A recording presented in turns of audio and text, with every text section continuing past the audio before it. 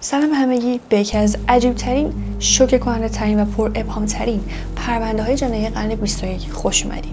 ماجرایی که توی قلب لس آنجلس، توی بدنام ترین ساختمون این شهر یعنی هتل سسیل رخ داد و کل اینترنت رو منفجر کرد. کلی نظریه در مورد جن‌زدگی، توطئه، مرگ و حتی دخالت موجودات ماورطبیعی مطرح کرد. پرونده جنایی گم شدن و مرگ الیسا لم. الیسا لم متولد 30 آوریل سال 1991 توی خانواده کانادایی اصالتا هنگ کنگی بزرگ شده بود و متولد شده بود و بعد بهتون بگم که 21 سالش بود و دانشجوی دانشگاه بریتیش کلمبیا کانادا، ونکوور کانادا بود. شخصیت درونگرا داشت، خیلی فعال بود توی وبلاگ نویسی و شبکه‌های اجتماعی، مخصوصا شبکه اجتماعی تامبلر. متاسفانه الیسا از اختلال دو قطبی و افسردگی شدیدی رنج می‌برد و سابقه مصرف داروهای خیلی زیادی داشت، ولی خانواده‌اش هیچ وقت نگفته بودن که تمایل به خودکشی داشته. یعنی الیسا هیچ وقت تمایل به خودکشی نداشته با این بیماریایی که داشته و داروهایی که مصرف می‌کرده. توی سال 2010 الیسا یک سری وبلاگ منتشر کرد از اینکه داره با بیماری روانی خیلی زیادی مبارزه میکنه و کلی درس‌ها و دانشگاهش براش سختن و همه اینا رو به صورت وبلاگ منتشر می‌کرد و کلاً تو زندگی و شرایط خیلی سختی قرار داشت. البته طرفدارش و کسایی که حمایتش می‌کردن خیلی هواشو داشتن. 26 ژانویه سال 2013 الیسا تصمیم گرفت که تنهایی مسافرت بره، اونم کجا؟ تو لس آنجلس.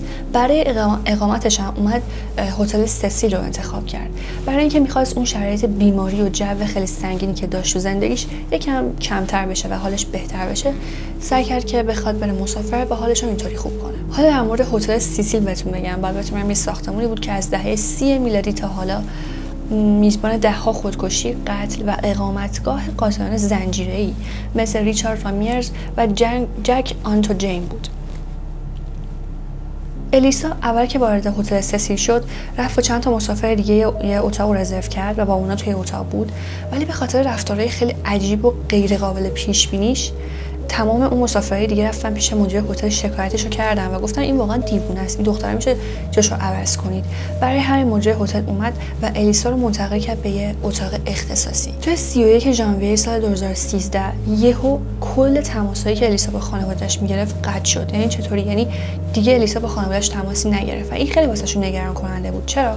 چون دقیقاً همون روز الیسا میخواست از هتل سسیل بیاد بیرون، بره توی سانتا کروز و قرار بودش که با خانواده‌اش دوباره تماس بگیره، در تماس باشه و چون کل مسیر سفرش با خانواده‌اش در تماس بود، این به شدت خانواده‌اش رو نگران کرد که چرا الیسا با ما تماس نگرفت. بعد از اینکه خانواده‌اش به پلیس تماس گرفتن و قضیه و جریان رو گفتن، خودشون هم پاشو اومدن لس آنجلس که ببینن چه اتفاقی افتاده و در واقع باید بهتون بگم که از اونجا پرونده مفقودی الیسا شروع شد. پلیس با سگای ردیابش کل هتل رو بهتون میگم که جستجو کرد. البته تا جایی که میدونم همه اتاقای هتل نمیتونستن جستجو کنن، تا جایی که میتونستن و اجازه داشتن و مجوز داشتن، تا جایی که تونستن همه هتل رو گشتن با سگای ردیابشون، ولی خب هیچ نشونه‌ای پیدا نکردن. گشتن رو ادامه داشت تا اینکه دو هفته بعد از اینکه الیسا گم شده بود، پلیسا اومدن ویدیوی دوربین مداربسته از این آسانسور اون هتل رو منتشر کردن که باید بهتون بگم اینجا کل جهان شوکه شد. چرا؟ چون توی این ویدیو الیسا وارد آسانسور میشه، دکمه ها رو به یه الگوی عجیبی میزنه، چندی بار بیرون رو نگاه میکنه، حرکاتی مثل پنهان شدن انجام میده، دستاشو به شکل عجیبی تکون میده و یهو ناپدید میشه و این ویدیو توی یوتیوب میلیون ها بازدید گرفت و باعث شد هزاران نظریه در مورد این پرونده شکل بگیره.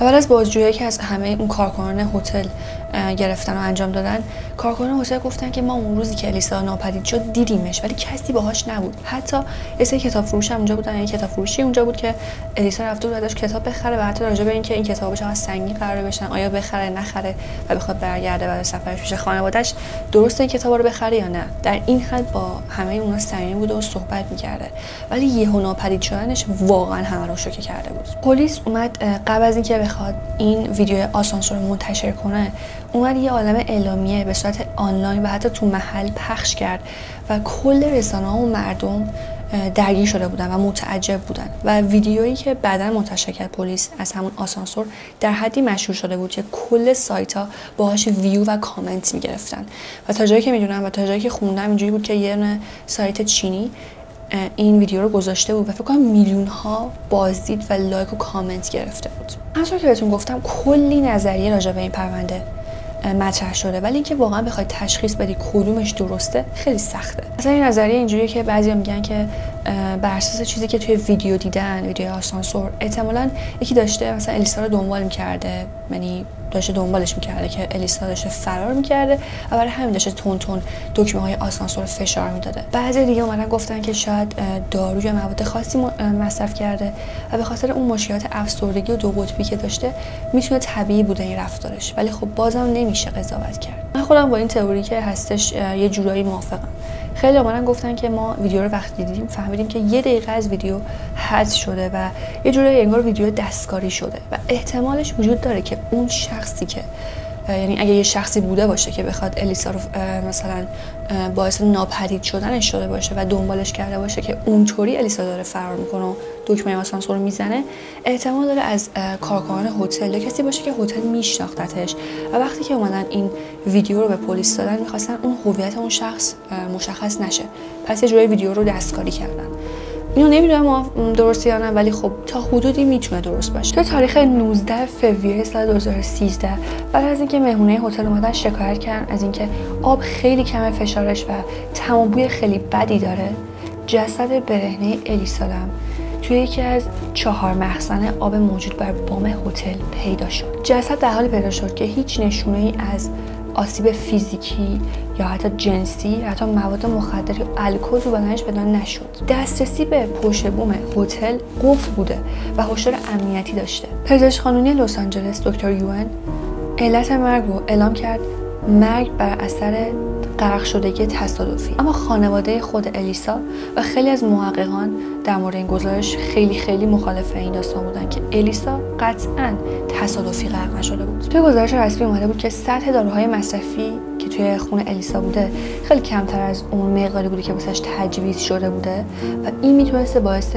حمله‌های روانی و اتفاقاتی بشه توی بدنش که باعث مرگش بشه. نظریه جن‌زدگی زمانی منتشر شد که خیلی‌ها بر اساس تاریخچه تاریک هتل سسیل میگفتن که احتمالاً الیسا قربانی یه نیروی ماورایی شیطانی شده. تد ویلیامز کارآگاه بازنشسته بود که میگفتش که دسترسی به مخزن آب بدون اینکه کمک کسی بگیره، بدون کمک کسی تقریبا غیر ممکنه. پرونده الیسا تبدیل به افسانه مدرن شد. کرایم سین The Vanishing at the Cecil Hotel توسط نتفلیکس توی سال 2021 منتشر شد. افراد خیلی زیادی بعد از قضیه الیسا اومدن به بازسازی مسیر و حتی آسانسور هتل و همچنین اتاق‌های هتل پرداختن و خیلی از افراد این هتل رو نفرین شده میدونن و تقریبا کسی دوست نداره زیاد تو این هتل بره. سوالی که پیش میاد اینه که آیا الیسا قربانی یه حمله روانی شده بود یا چیزی تاریک‌تر از اون؟ و اگه غرق شدگی تصادفی بوده پس چرا رفتاری مرموزی از خودش توی آسانسور نشون میداده و چطوری تونسته بوده به مخزن آب دسترسی پیدا کنه وقتی اصلا قفل بوده؟ و از طرف دیگه چرا هیچ جا و هیچ جا واقعا ازش رد پایی نیست، یه نشونه از الیسا نیست؟ این سوالا هنوز بی پاسخ موندن و بهتون بگم که این پرونده مرز بین واقعیت و خیال رو محو میکنه. شما تو کامنت ها بگید که نظرتون راجع به این پرونده چیه. حتما نظرتون تو کامنت ها بهم بگید. لایک و ساب یادتون نره. زنگوله رو هم بزنید که اگه ویدیو از من منتشر شد شما اول کسی باشید که میبینیدش. دوستتون دارم. فعلا خداحافظ.